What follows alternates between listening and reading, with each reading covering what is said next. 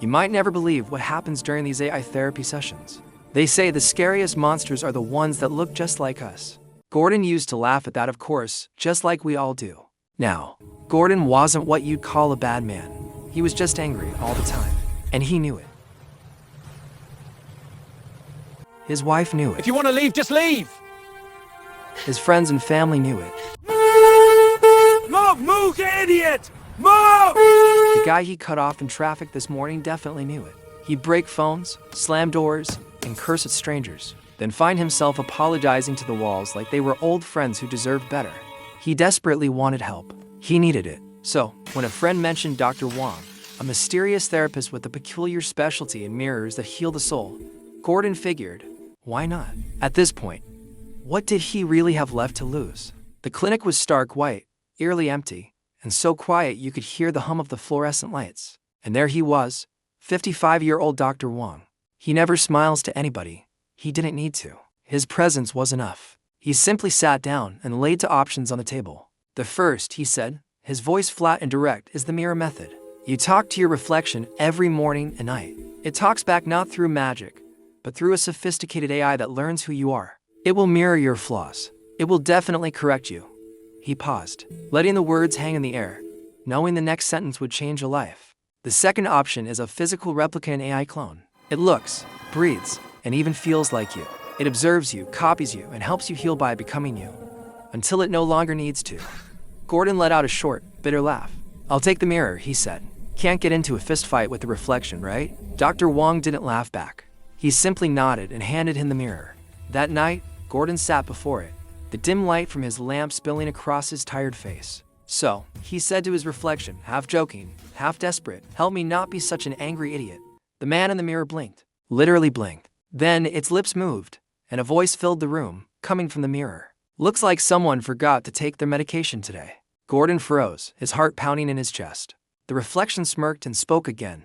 Is that what they taught you in school? Yelling whenever you get scared and angry? Gordon stared, his hands starting to tremble. What the hell are you?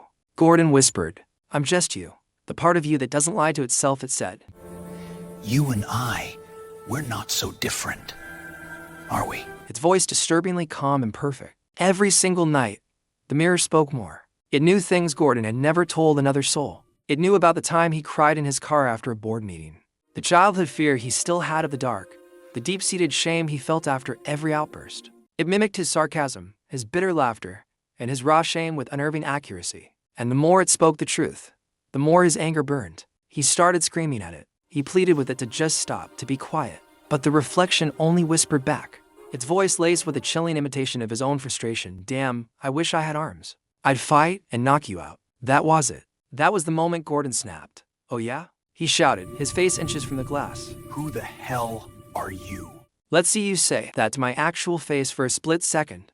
The reflection stopped moving. Its expression went blank. And then, it smiled and said, You really miss your wife, don't you? In that instant, something fundamental shifted in the room. He knew he had made a terrible mistake. How dare you?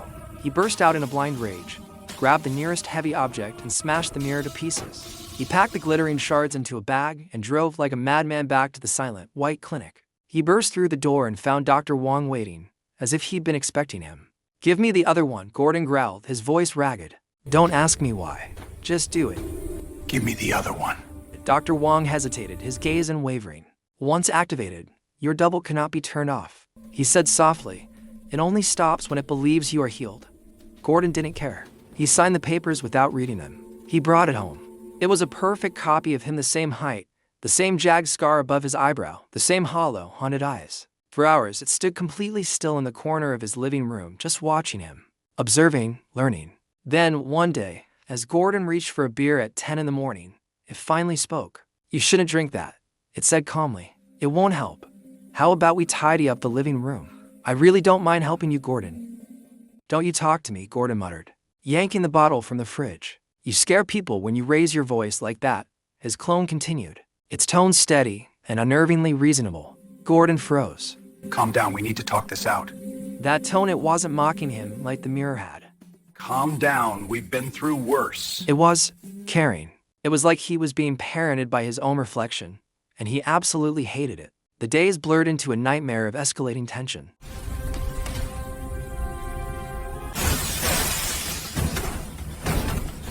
fights grew louder. Neighbors started hearing shouting matches, the sound of things breaking, and distinct but identical voices overlapping in rage. The police were called more than once, but each time they arrived, a perfectly calm, composed, even polite Gordon would open the door. Everything is fine, officer. Good night. Everything's fine, officers, he'd say with a disarming smile, and they'd nod and leave. Because who argues with a man who looks that peaceful? Then, one night, the noise stopped. The shouting ended. There were no footsteps, no slamming doors, just a profound, heavy stillness that settled over the house. Morning came. A car, Gordon's car, was seen pulling out of the driveway and driving away. Days later, after neighbors reported a strange smell, the police finally broke into the house. What they found was deeply unsettling. The place was a total wreck. Dining table, chairs and sofas knocked over as if in a struggle. And in the bathroom sink, they found it, a single, sharp shard of glass from a broken mirror. It was smeared with blood and held a single, perfect fingerprint that didn't match any record on file. The official report said Gordon had disappeared. Some who knew his story whispered that he finally found the piece he was looking for. Others, however, believe his reflection did. Because sometimes, late at night, if you happen to walk past Dr. Wang's now abandoned clinic, they say you can still see a face in the reflection of one of the darkened windows.